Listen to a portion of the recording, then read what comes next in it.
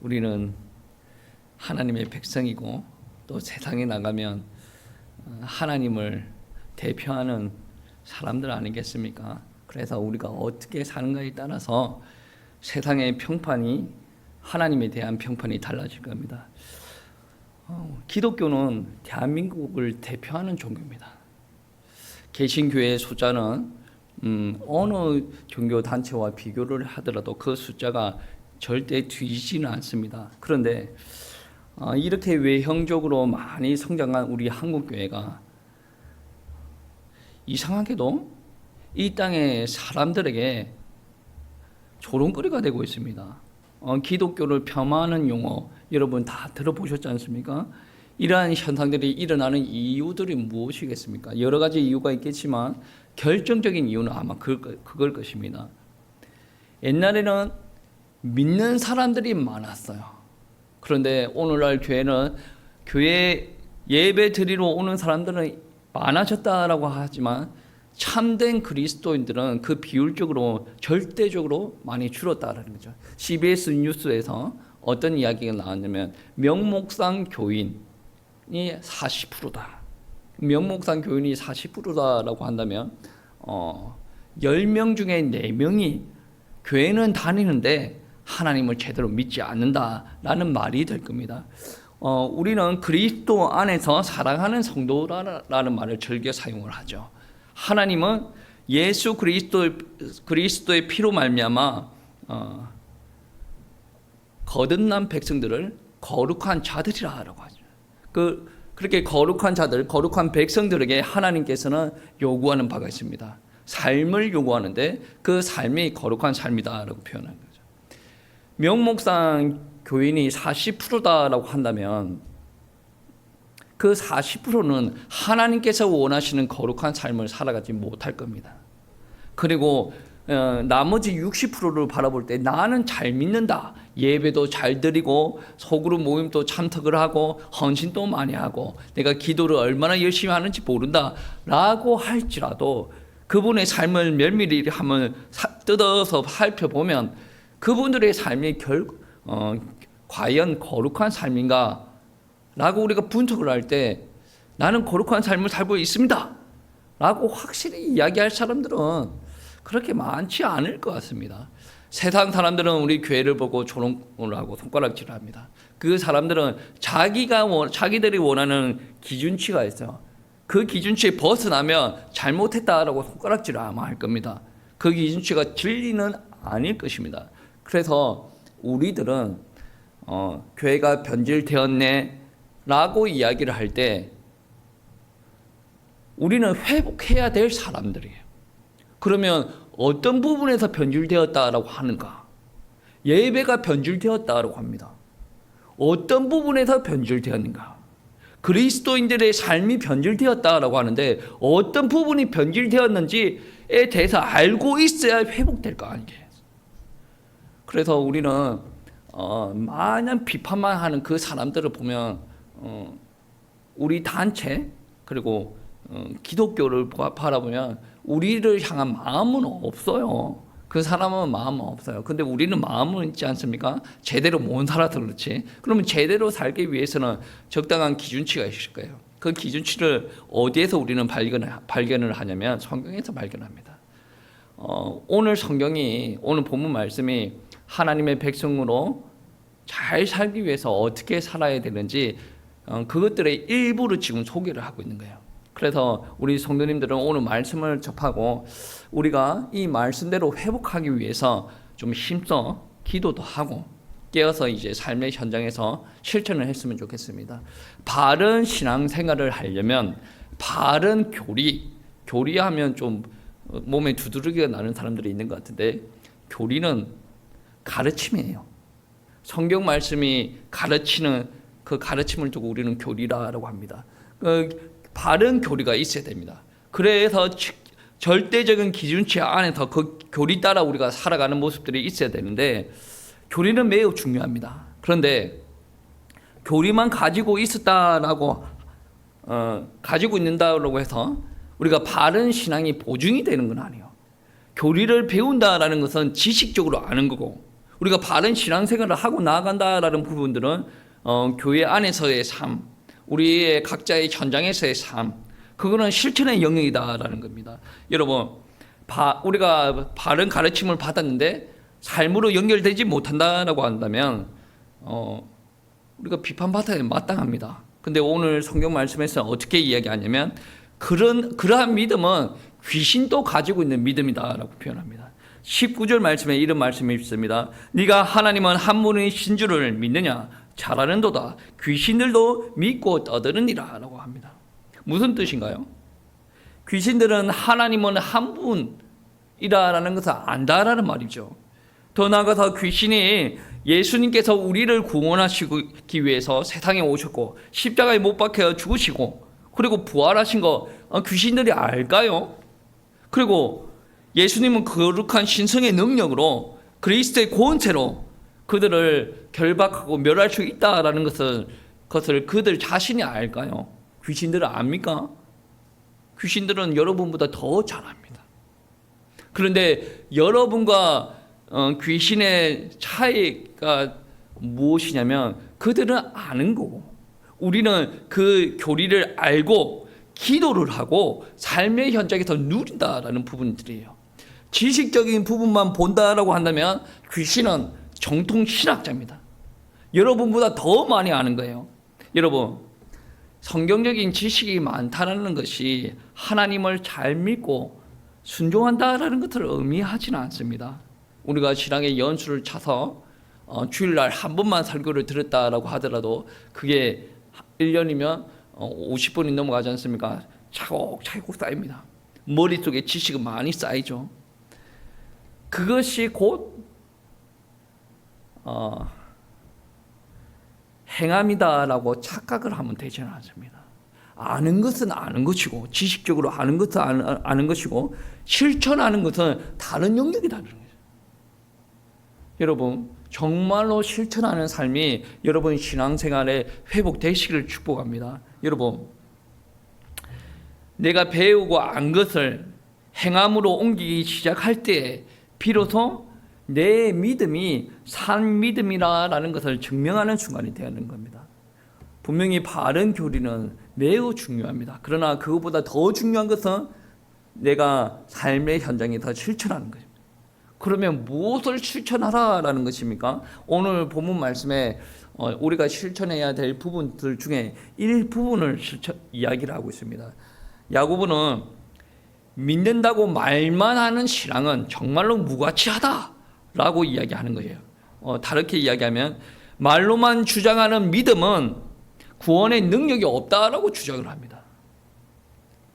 오늘 본문 말씀해 보시면 처절한 처지에 놓여있는 형제 자매들이 등장합니다. 15절부터 16절의 말씀에 이런 말씀이 있습니다. 15절부터 보시면 만일 형제나 자매가 헐벗고 일용할 양식이 없는데 너희 중에 누구든지 그에게 이르되 평안히 가라, 덥게 하라, 배부르게 하라 하며 그 몸에 쓸 것을 주지 아니하면 무슨 유익이 있으리요? 라고 이야기를 합니다. 헐벗고 가난한 사람들, 그 당시에는 흔히 일어날 수 있는 상황입니다. 그런 사람들이 교회 안에 많다는 것은, 그런데 오늘 본문에 소개되고 있는 교회 공동체 속에 속한 사람들이 어떻게 행동하는지 한번 보세요. 평안히 가라, 덥게 하라, 배부르게 하라. 이거는 누구 말이에요? 교회 공동체 안에 속한 나름 잘 살고 있는 사람, 삶이 형통한 편한 사람이 못 사는 사람을 보고 배부르게 하라, 덥게 하라, 평안히 가라. 이 말은 자기가 도움 안 준다는 말이에요. 그러니까 이렇게 이야기한다라는 것은 내가 너의 삶과 나의 삶을 경계선을 둔다는 거죠. 너는 네 삶은 네가 알아서 해. 나는 내 삶을, 이 평탄한 삶은 나는 살아갈게 라는 말입니다. 이러한 것이 무슨 유익이 있냐라는 것이요. 17절 말씀에 보시면 이런 말씀이 있습니다. 이와 같이 행함이 없는 믿음은 그 자체가 죽은 것이다. 저도 이 말씀을 보면서 돌이키게 되어가지고 여러분도 그러한 은혜가 있기를 축복합니다. 여러분, 우리 하나님은 사랑이 많으신 하나님입니다. 우리한테만 사랑을 주는 하나님이 아니라 그 하나님은 우리가 받은 사랑을 우리 주변의 이웃들에게 전파를 하라라고 가르치십니다. 그러면 우리는 어떻게 해야 됩니까? 우리가 상황이 되든 안 되든, 내 마음이 힘들든 약하든, 내가 돈이 있든 없든 이 사랑을 나름대로 전파하기 위해서 발버둥 치고 사랑을 실천해야 될 존재다라는 말씀입니다. 만약에 이렇게 사랑의 실천이 없으면 저와 여러분은 아는데 실천을 안 하는 사람이에요. 이러한 그리스도인들을 보고 어떻게 이야기합니까? 죽은 그리스도인. 저와 여러분에게 실천이 없다라고 한다면 죽은 그리스도인. 말 한마디도 따뜻하게 못하던 그런 사람, 죽은 그리스도인. 참된 믿음은 하나님께 더 자비하다라고 한다면 우리의 삶도 그렇게 따라가야 된다라는 거죠. 그게 참된 믿음, 산 믿음이다라는 거죠. 여러분, 우리가 예수 그리스도를 구주로 영접하고 믿으면 일단 우리 안에 믿음이 잉태가 된 거예요. 믿음이 출발한 거라는 말씀입니다. 그러나 그 믿음이 살아있는 믿음으로 자라나려면 어떤 게 있어야 되냐면 삶의 현장에서 그 믿음의 요구대로 살아서 움직여야 된다는 거죠. 그러니까 썬데이 크리스천이라는 말이 제가 어렸을 때부터 그런 말이 많이 들렸어요. 그 말이 무슨 말입니까? 주일날만 교회에 와가지고 예배 드릴 때만 기독교인, 삶의 현장에 갔을 때는 기독교인이 아닙니다. 그런 사람들 보고 썬데이 크리스천이라고 하는데, 오늘 본문 말씀의 비유를 들면 매칭을 하면 그 사람들은 산 믿음을 가지고 있는 사람이 아니라고 봐야죠. 말씀 들을 때만 아멘하고 삶의 현장에 가서는 10년 전이고 20년 전이고 똑같은 모습으로 살아간다라는 것은 정말로 하나님께서 원하시는 그리스도인이 아니라는 거죠. 오늘 본문 말씀에서는 그러한 좀 훌륭한 모범이 될 만한 사람들을 제시를 하는데, 첫 번째 제시하는 사람이 아브라함입니다. 오늘 말씀 21절부터 24절 말씀까지 그러한 말씀이 있는데, 어떤 말씀이 있냐면 아브라함의 아들 이삭을 하나님 앞에 제단에 바칠 때 그때 하나님께서 의롭다는 것을 인정을 하셨다라는 말씀이 오늘 말씀 21절부터 24절 말씀입니다. 근데 하나님께서 아브라함에게 의롭다라고 말씀하신 게 이게 처음이 아니거든요. 창세기 15장 말씀에 처음 말씀하십니다. 창세기 15장 말씀은 어떤 말씀이냐면 하나님께서 아브라함에게 너의 후대를 약속을 하셨습니다. 후대를 약속을 하셨는데 100세가 다 될 때까지 자식이 없는 거예요. 그래서 자기 종 중에 똑똑한 엘리멜렉을 자기를 이을 후사로 생각을 하는 거예요. 근데 하나님께서 날씨 맑은 밤에 아브라함을 부르십니다. 집 밖으로 불러가지고 하는 말이 아브라함아 하늘을 바라보라. 별이 많지? 별이 몇 개인지 세어보라. 아브라함이 하는 말이 별이 셀 수 없을 만큼 많습니다 라고 이야기하고 나서 그 말을 듣는 하나님께서 어떻게 말씀하시냐면, 그렇지, 너의 후손들이 하늘의 별과 같이 많을 것이다, 셀 수 없이 많아질 것이다 라고 이야기를 합니다. 근데 아브라함이 그 말을 듣고 믿기가 참으로 쉽지가 않지 않습니까? 아들 하나도 없어요.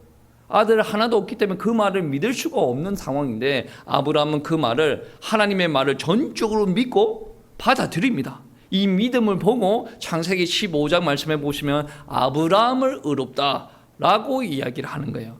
그런데 오늘 말씀은 그 이야기를 듣고 의롭다 한 것을 이야기하는 게 아니라 창세기 22장의 말씀을 가지고 이야기하는 겁니다. 22장 1절 말씀에 보시면 그 일 후에 하나님이 아브라함을 시험하시려고 그를 부르시되 라고 합니다. 아브라함의 믿음이 죽은 믿음인지 산 믿음인지 하나님께서 시험하시기 위해서 아브라함을 부르십니다. 그리고 나서 그 자리에서 아브라함에게 하나님께서 어떻게 이야기하시냐면 100세 때 낳은 아들 그 독자 이삭을 하나님 앞에 제단에 드리라, 제물로 드리라 라고 이야기합니다. 아브라함의 반응이 어떻습니까? 이 시험에 순종함으로, 행함으로 자기 믿음이 정말로 살아있다는 것, 다시 말하면 자기 믿음의 진정성을 하나님 앞에 증명한 것이다. 증명하고 나서 어떤 일들이 일어납니까? 하나님께서 예비하신 축복을 끊임없이 부어주시는 거 우리가 성경 말씀을 통해서 다 알고 있지 않습니까? 오늘 말씀 2장 21절 말씀에 보시면 그런 말씀이 있죠. 우리 조상 아브라함이 그 아들 이삭을 제단에 바칠 때에 행함으로 의롭다 하심을 받은 것이 아니냐. 그러니까 행해야 의롭다 하심을 받는다라는 단순한 그 말이 아니에요. 여러분 15장에 믿음으로 의롭다 하심을 받은 것입니다. 그 의롭다 하심을 받은 것을 이번에는 행함으로 그 믿음이 진짜라는 것을 증명하셨다라는 거죠. 야고보는 이 말씀의 결론에 대해서 어떻게 이야기하고 있냐면 이 12절, 23절 말씀에 네가 보구니와 믿음이 그의 행함과 함께 일하고 행함으로 믿음이 온전하게 되었느니라. 이에 성경에 이른 바 아브라함이 하나님을 믿으니 이것을 의로 여겼다는 말씀이 이루어졌고 그는 하나님의 벗이라 칭함을 받았나니라고 표현합니다. 여기서 행함으로 의롭다 하심을 받았다라는 말은 믿음으로 의롭다함을 입었다라는 것을 부인하는 말이 아니에요. 여기서 행함으로 의롭다 하심을 입었다라는 것은 행함이 그 의롭게 한다라는 믿음을 증명한다라는 거죠. 그러니까 행함이 없는 사람들 보고 안 믿는 사람들은 그렇게 이야기하죠. 저게 무슨 예수쟁이라고. 그 믿음을 조직 신학적으로 뜯어서, 그러니까 야고보서에 나는 성서 신학적으로 뜯어보면 어떤 게 나오냐면 다른 사람이 볼 때도 저게 무슨 예수쟁냐라고 이야기를 듣는다고 한다면 행함이 없다라는 거죠. 행함이 없으면 입으로 나는 믿는다 죽어도 천국 간다라고 이야기하더라도 그 안에 있는 믿음이 죽어있는 믿음일 확률이 많아요. 아직 믿음이 연약해서 행함으로 이어지지 않았을 수도 있지만 죽은 사람들이 행함으로 드러나지 않는다라는 말씀입니다. 그리고 우리 야고보는 아브라함에 이어서 또 믿음의 사례를 한 개 더 제시를 합니다. 누굽니까? 기생 라합이에요. 근데 라합과 아브라함은 엄청난 차이가 나는 사람이에요. 아브라함은 유대인, 그러니까 어떻게 보면 유대인들의 아버지라고 표현하고 유대인 중에 남자. 기생 라합은 하나님의 백성이 아닌 이방인이고 여자입니다. 그리고 나름 아브라함의 뭐 여러 가지 실족하는 일들이 많았지만 그런 하나님의 말씀 따라가기 위해서 발버둥 치고 경건한 삶을 살아가는 사람이에요. 근데 라합은 어떤 사람입니까? 기생 라합이에요. 기생이라는 단어 안에서 그의 삶을 보여주지 않습니까? 여러분이 생각하는 기생, 그 기생이에요. 그런데 그 기생보다 더 심각하게 바닥의 삶을 살았다는 거예요. 그 기생 단어 안에 어떤 의미가 포함이 됐냐면 남의 아이를, 다른 사람의 아이를 대신 낳아주는 사람. 우리나라에 그런 것이 있었지 않습니까? 씨바지라는 게 있었지 않습니까? 그러니까 사랑을 하지 않는 남자와 관계를 맺어서 그 남자의 아이를 임신하여서 아이를 낳아서 그 남자에게 주는 거. 그게 기생 안에 포함이 되어 있는 거예요. 그러니까 이게 윤리적으로 보면 정상적인 사람이 아니라고 봐야 되죠. 그런데 하나님께서 그를 의롭다라고 하셨다라는 것이죠. 왜 뜬금없이 기생이 나오냐, 기생 라합이 나오냐. 배경이 이래요. 모세가 죽고 나서 여호수아가 이스라엘 민족 지도자가 되지 않습니까? 그래서 가나안 땅을 정복하러 들어가야 되는데 정복하러 들어가기 전에 정탐꾼을 미리 보냅니다. 어디로? 여리고성으로. 여리고성으로 정탐꾼을 보냈는데 어떻게 하다가 이 정탐꾼이 길을 밟혀요. 그래서 여리고성 안에서 침입자가 발생했어? 라고 해서 수색대를 꾸립니다. 수색대를 꾸려서 야, 그 침입자들 빨리 색출하고 데리고 잡아서 와 라고 해서 수색대를 보내는데 이 정탐꾼들이 이 수색대가 쫓아오는 것을 알고 숨는데 어디에 숨냐면 기생 라합 집에 숨습니다. 그리고 이 기생 라합이 감사하게도 하나님을 아는 사람이고 이 정탐꾼을 숨겨주고 다른 곳으로 이제 보내줘가지고 결국에 이스라엘 백성들한테 이 정탐꾼이 가게 되고 또 여리고성을 함락하는 일들이 벌어지지 않습니까? 여러분, 오늘 말씀에서도 반드시 분명히 이야기하고 있습니다. 25절 말씀에 또 이와 같이 기생 라합이 사자들을 접대하여 다른 길로 나아가게 할 때에 행함으로 의롭다 하심을 받은 것이 아니냐. 이 공식은 아브라함의 공식과 비슷합니다. 아브라함이 창세기 15장 말씀에 믿음으로 의롭다 하심을 얻었어요. 그리고 나서 창세기 22장 말씀에 아들을 하나님 앞에 제물로 드림으로 하나님께서 인정하는 산 믿음, 의롭다 하심을 이제 인정을 받았다는 거죠. 근데 오늘 말씀해 보시면 시기가 어떤 말이냐면 정탐꾼을 보살펴서 내보냈기 때문에 어렵다 하심. 이 믿음의 고백이 이 자리는 없습니다. 그런데 여러분 한번 보세요. 여호수아서 2장 10절 말씀에 이런 말씀이 있습니다. 이는 너희가 여호수아 2장 10절 말씀은 라합이 하는 고백입니다. 정탐꾼들한테 하는 고백인데 한번 들어보십시오. 이는 너희가 애굽에서 나올 때에 여호와께서 너희 앞에서 홍해에 물을 마르게 하신 일과 너희가 요단 저쪽에 있는 아모리 사람의 두 왕 시온과 옥에게 행한 일 곧 그들에게 전멸시킨 일을 우리가 들었음이니라. 듣고 믿었다라는 것을 이야기를 하고 있어요. 여러분 믿음이 들어왔을 때 저와 여러분은 의롭게 되어지고 거룩하게 되어집니다. 그리고 기생 라합이 정탐꾼이 들어오기 전부터 하나님께서 행하신 일을 듣고 믿었다라는 것을 이야기하십니다. 이미 아브라함처럼 창세기 15장에 의롭다 하심을 취한 것 같이 여호수아 2장 10절 말씀에 믿음으로 의롭다함을 이미 받은 상태예요. 그런데 오늘 말씀해 보시면 정탐꾼들이 자기 집에 들어왔어요. 수색대한테 쫓김을 받는데 이때 위기예요. 라합이 제일 안전하게 선택하는 것은 어떻게 해야 됩니까? 정탐꾼을 내놓고 자기의 안전을 확보하는 거죠. 이거는 위기의 순간에 이 사람들을 죽인다라는 것은 수색대한테 발견될 시에 자기는 죽을 수 있다라는 것을 이야기하는 거예요. 이렇게 위기의 순간에 하나님의 사람들을 보살펴주고 하나님의 일을 하게 내버려 두는 거야. 이 믿음의 사람이 위기를 닥쳤을 때 위기를 감수하고 하나님의 일을 감당을 하는 겁니다. 이 믿음의 순간에 하나님께로 진정성이 드러났다라고 이야기를 할 수가 있는 거예요. 여러분, 우리 이 땅에서 신앙생활을 하는 사람들 중에 위기가 닥치면 그 자리에 주저앉는 사람들이 너무 많아요. 내가 하나님을 잘 믿으려고 했는데 갈등이 생겨서 주저앉아. 내가 열심히 하려고 했는데 건강에 문제가 생겨 주저앉습니다. 열심히 하려고 하는데 우리 가정에 우리 자녀들한테 문제가 생겨서 하나님 이거부터 해결하고 올게요. 주저앉습니다. 이게 바로 내가 내 믿음이 살아있는가 죽어있는가 라는 것을 증명할 수 있는 시간표다라는 거죠.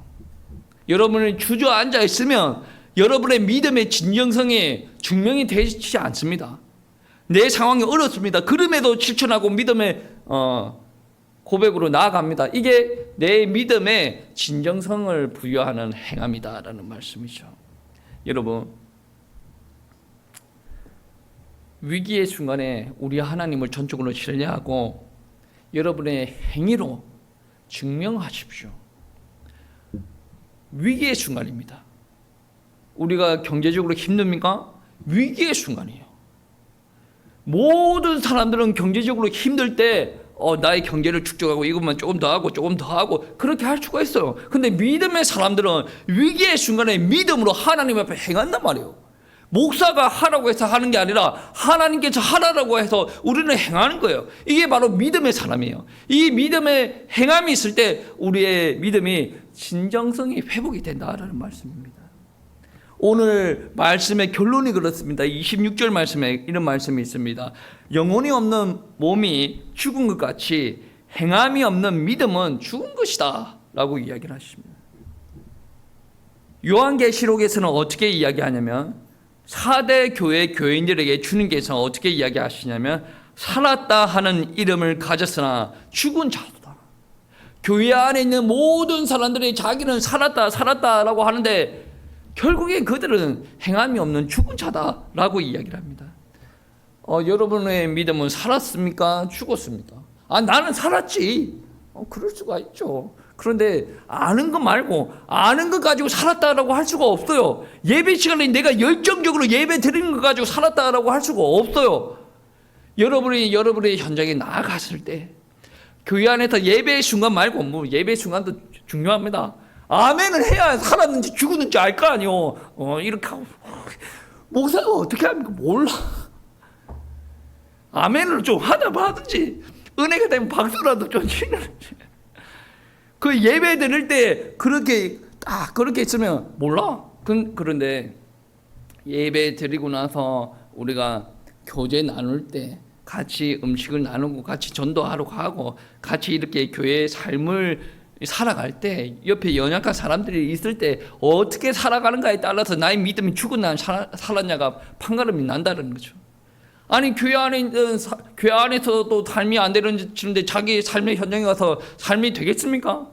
제가 이번 주에 얼마나 발버둥 친 줄 아십니까? 이번 달에 가정의 달이라고 해서 목사라고 해서 교회 안에서는 자식들한테 큰 소리를 못 치는데 가정에 돌아가면 우리 애들도 좀 강도가 세지고 저도 많이 화가 나서 고함 치는 횟수가 좀 늘어납니다.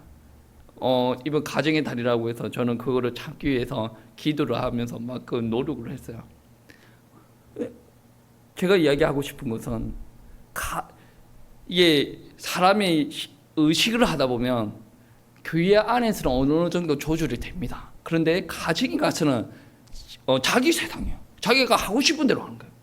그러니까 교회 생활에 안 되는 사람들은 세상 나가서도 안 됩니다. 여러분 교회의 삶부터 회복하시기 바랍니다. 그리고 가정에서 그리고 직장에서 회복하시기를 바랍니다. 그게 바로 믿음의 증명성이 드러나는 순간이다라는 거죠. 산 믿음은 건강하게 자라나는 몸과 같습니다. 처음에 믿음이 들어갔는데 여러분이 행함이 없다라고 한다면 그 믿음이 건강하게 자라나는 몸과 같습니까? 아니죠. 죽어가는 몸이죠. 산 믿음은 하나님께서 하실 일을 기대를 하면서 주님에 대한 사랑을 실천하는 거예요. 다르게 이야기하면 그분을 전적으로 신뢰하고 그분이 하실 일을 기대하고 하나님께서 우리에게 말씀하시는데 그 말씀을 듣고 우리가 하나님 앞에 응답한다는 거죠. 말씀 듣고 가만히 있으면 응답이 안 되는 거죠. 하나님께서 말씀하시고 그렇구나. 하나님께서 나에게 그렇게 하시기를 원하구나. 바로 응답으로 삶의 현장에서 행하는 거죠. 하나님께서 모세에게 홍해 앞에서 기도하고 있는 모세에게 너는 왜 그러고 있냐? 지팡이 들으라. 지팡이를 들지 않습니까? 움직여야지. 여리고성을 돌아라. 그러면 여호수아가 백성들을 데리고 여리고성을 돌아야지. 돌아야 된다니까요. 움직여야 된다니까요. 가난한 사람들, 그 사람들을 그냥 말로만 하지 말고 우리가 실제적으로 도와야 된다니까요. 행함이 없으면 죽은 믿음이라고 이렇게 계속 이야기하고 있습니다. 우리 성도님들 산 믿음이 되시길 축복합니다. 바른 가르침을 받아들여서 우리가 이 땅에서 사는 나그네 여정이 끝날 때까지 그 가르침을 실천하는 산 믿음을 가지고 있는 또 우리 성도님들 되시기를 축복합니다. 그리고 이 믿음을 하나님의 나라 가는 그 순간까지 지속하시기를 축복합니다.